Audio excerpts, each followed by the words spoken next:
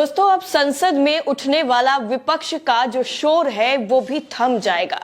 जो विपक्ष आम जनता के मुद्दों को उठाता है, हंगामा होता है, वो हंगामा भी अब थम जाएगा, क्योंकि केंद्र सरकार यानी मोदी सरकार अब इन सभी लोगों पर जो विपक्ष में रहकर जनता के मुद्दों को उठाकर हंगामा करते हैं और सरकार से जवाब मांगते हैं, अब उनके लिए मोदी सरकार कानून बनाने जा रही है। मोदी सरकार उनके लिए नए नए नियम बनाने जा रही है, जिसके तहत उन सभी लोगों पर कार्रवाई की जाएगी। और उन सभी लोगों पर जो कार्रवाई की जाएगी, फिलहाल इस चीज का खुलासा तो नहीं हुआ है, लेकिन मोदी सरकार की जो मनमर्जी है, जो अपनी मनमानी है, वो जरूर साफ तौर पर नजर आ रही है।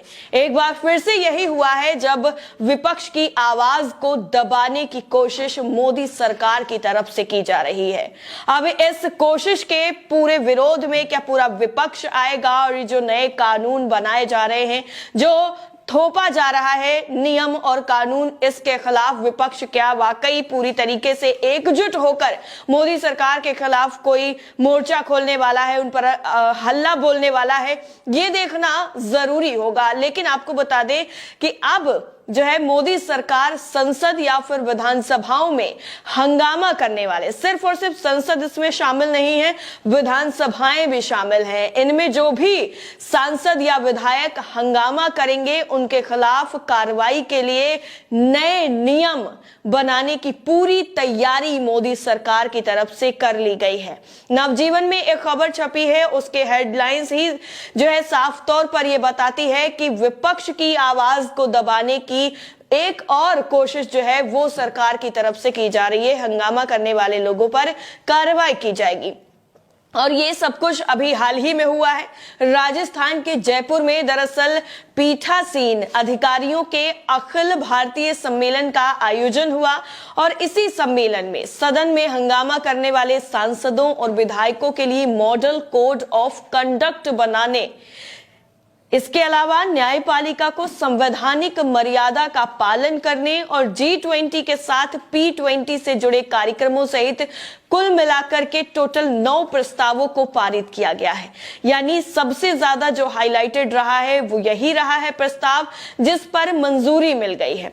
इससे साफ तौर पर आप ये समझ सकते हैं कि विपक्ष जो है सरकार से मुखर होकर सवाल करता है और सरकार, आप जानते हैं, सरकार को बिल्कुल ये पसंद नहीं है कि कोई भी उनसे सवाल कर सके।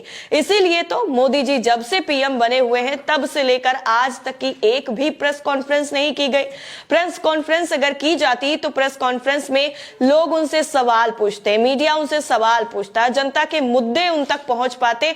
तो सबसे अच्छा तरीका था कि अगर आपको किसी का सवाल सुनना पसंद नहीं है तो सामने आना बंद कर दीजिए। सामने आने के बजाय आप नए नए कार्यक्रम करना शुरू कर दीजिए। कार्यक्रमों के जरिए आपकी छवि तो लोगों के दिमाग में बैठ ही जाएगी, लेकिन उनके जो सवाल हैं वो दिमाग में ही रहकर दम तोड़ देंगे। और यही कोशिशें हो रही हैं। सरकार सदन में विपक्ष की आवाज दबाने के लिए नियमों में मनमर्जी तरीके से बदलाव करने वाली है। बदलाव ये पहली बार नहीं हो रहा है, इससे पहले भी कई बदलाव किए जा चुके हैं जिस पर विपक्ष पूरी तरीके से हल्ला बोल चुका है मोदी सरकार पर। और वो क्या बदलाव थे वो हम आपको आगे खबर में बताएंगे। लेकिन आपको बता दें कि ये जो पूरा सम्मेलन था, इस सम्मेलन में जो प्रस्ताव पारित किए गए हैं उनकी जानकारी देते हुए लोकसभा अध्यक्ष ओम बिरला ने यह बताया है कि कानून बनाने के मामलों में विधायिका सबसे ऊपर है, यानी सर्वोच्च है। न्यायालय के पास कानून की न्यायिक समीक्षा का अधिकार है, लेकिन न्यायपालिका को अपनी संवैधानिक मर्यादा का पालन करना चाहिए और हर कानून की समीक्षा के लिए PIL उचित नहीं है। ये जो है ओम बिरला की तरफ से कहा गया है और कहा गया है कि अगर कोई भी कानून बनाया जाता है तो उस हर एक कानून के लिए PIL दाखिल करना जरूरी नहीं है। किसी किसी कानून को आप ऐसे भी एक्सेप्ट कर लिया करें। बिरला ने दरअसल ये भी कहा है कि सम्मेलन में ये भी तय किया गया कि सदन में हंगामे को रोकने के लिए संसद और देश की बाकी जो विधानसभाएं हैं इनमें बने अच्छे नियमों को एक साथ लाकर एक मॉडल कोड ऑफ कंडक्ट बनाया जाए। इससे पहले जो समापन सत्र था, यानी जो खत्म होने का पूरा सत्र था, उसको संबोधित करते हुए लोकसभा अध्यक्ष ओम बिरला ने यह भी कहा था कि अखिल भारतीय पीठासीन अधिकारियों के सम्मेलन ने हमेशा ही विधायी निकायों में ठोस लोकतांत्रिक परंपराओं और संसदीय पद्धतियों की तरफ प्रक्रियाओं को सुस्थापित करने और विभिन्न विधान मंडलों में आपस में बेस्ट प्रैक्टिसेस साझा करने में महत्वपूर्ण भूमिका निभाई है। उन्होंने ये कहा कि बदलते परिप्रेक्ष्य में विधान मंडलों की भूमिका भी महत्वपूर्ण हो गई है। यानी कुल मिलाकर आप कहने का मतलब कुछ भी हो, लोकसभा अध्यक्ष कुछ कह रहे हैं और सरकार जो कानून ला रही है, जो नियम बनाना चाह रही है, जो प्रस्ताव उनकी तरफ से रखा गया है, उस प्रस्ताव को अगर आप आसान शब्दों में समझेंगे, आसान लफ्जों में आपको समझाएंगे, तो सीधा सीधा मतलब यह है कि विपक्ष सरकार से सवाल अब संसद के अंदर, विधानसभाओं के अंदर नहीं कर सकता है। अगर सवाल किया गया और उसका जवाब नहीं दिया गया तो आप खामोशी से सुन लीजिए, उस पर हंगामा अगर आप करेंगे तो आपको सजा मिलेगी। एक बीबीसी की रिपोर्ट है, उस पर जरा आपकी नजर डलवाना चाहेंगे। जो अभी मैंने नए मनमर्जियों की बात करी, उसमें अभी जो है 2022 में जुलाई के महीने में एक हंगामा बरपा था। आपको याद हो या ना हो, लेकिन आपको याद दिलाना हमारी जिम्मेदारी है। इसमें यह था कि कई ऐसे जो शब्द थे जो यूज हो रहे थे संसद के अंदर, विधानसभाओं के अंदर, उन शब्दों को असंसदीय बता दिया गया और यह कह दिया गया कि इन शब्दों का इस्तेमाल नहीं किया जाएगा।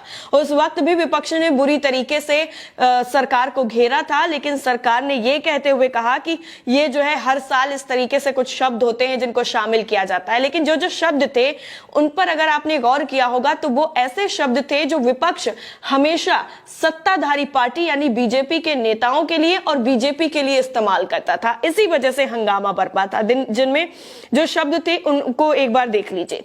तानाशाह, जुमलाजीवी, जयचंद, अंट शंट, करप्ट, नौटंकी, डिंडोरा पीटना, निकम्मा जैसे आम बोलचाल में कहे जाने वाले शब्द संसद की कार्रवाई के दौरान असंसदीय बता दिए गए और इसी बात को लेकर के विपक्ष पूरी तरीके से हल्ला बोलने पर उतारू हो गया था। उसने हल्ला भी बोला था, लेकिन हल्ला बोलने का कोई मतलब निकला नहीं, क्योंकि जो डिसाइड हो गया है उसको बदलना और सत्ताधारी पार्टी के निर्णय को बदलना अभी तक तो नहीं हो पाया है कि ऐसा देखना पड़े। जयराम रमेश का एक ट्वीट उस वक्त किया गया था जो आपकी स्क्रीन पर है, देखिए इसको। लिखा है, मोदी सरकार की सच्चाई दिखाने के लिए विपक्ष द्वारा इस्तेमाल किए जाने वाले सभी शब्द अब असंसदीय माने जाएंगे। अब आगे क्या, विश्व गुरु, नए शब्द का इन्होंने इजाद कर लिया।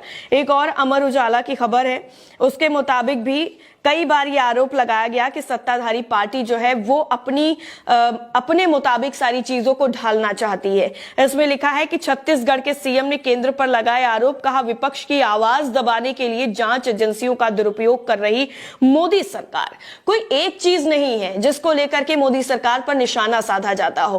कई ऐसी चीजें हैं जिनमें से एक ये भी है कि ईडी, सीबीआई जो है जांच एजेंसियां हैं, जो केंद्रीय जांच एजेंसियां हैं, उनका इस्तेमाल सरकार बाकी विपक्ष की पार्टियों को डराने के लिए करती है। एक बीबीसी की रिपोर्ट ये भी है जिसमें यह लिखा है कि मोदी राज में विपक्ष के अस्तित्व का संकट, सरकार पर कौन लगाएगा अंकुश। और ये वाकई 2019 की हालांकि ये रिपोर्ट है, लेकिन उस वक्त इस चीज पर सवाल उठाया गया था कि मोदी सरकार जिस तरीके से काम कर रही है उससे विपक्ष का जो अस्तित्व है वो पूरी तरीके से खतरे में आ गया है। क्या मोदी सरकार की इन चीजों पर कोई अंकुश लगा पाएगा कि नहीं लगा पाएगा? ये सवाल 2019 में उठ चुका है, 2023 हो गया है और वो चीजें अब सही साबित हो रही हैं। अभी हाल ही में आपने देखा होगा जब ये पूरा मामला आया था कि चाइना ने कब्जा कर लिया है, हमारे सैनिकों पर हमले किए हैं। हालांकि हमारे सैनिकों की जो बहादुरी थी वो जितनी तारीफ उसकी जितनी की जाए वो सारी कम रहेगी। जिस बहादुरी के साथ उन्होंने चीन की सेना को पीछे धकेल दिया था उस पर सवाल विपक्ष की तरफ से उठाया गया, संसद में भी सवाल उठाया गया, लेकिन उस सवाल का जवाब सिर्फ इतना दिया गया रक्षा मंत्री की तरफ से कि कुछ भी ऐसा नहीं हुआ है, हमारे सैनिकों ने उनको मुंह तोड़ जवाब दे दिया है। और केंद्र की जो सरकार है यानी मोदी जी की तरफ से उस पर कोई भी रिएक्शन सामने नहीं आया था। हालांकि पहले वो कई बार कह चुके हैं कि हमारे देश में ऐसा कुछ भी नहीं हो रहा है, चाइना के लोग जो सैनिक है वो हमारे घर के अंदर नहीं घुस रहे हैं, लेकिन उसकी हकीकत क्या है वो कई वीडियो सामने आए, उस पर सामने आ गया और जो भी हाल ही में घटना हुई इससे सामने आ गया। और इन सभी चीजों को लेकर जब सवाल उठाया जाता है तो ऐसे नए नए नियम ला करके विपक्ष को खामोश करने की कोशिशें की जाती हैं। लेकिन क्या वाकई विपक्ष सत्ताधारी पार्टी से डर खामोश हो जाएगा? ये देखना वाकई बेहद दिलचस्प होगा, क्योंकि ये देश लोकतांत्रिक देश है। इस पूरी रिपोर्ट को लेकर आपकी राय क्या है, कमेंट करके हमें जरूर बताइए। जय हिंद।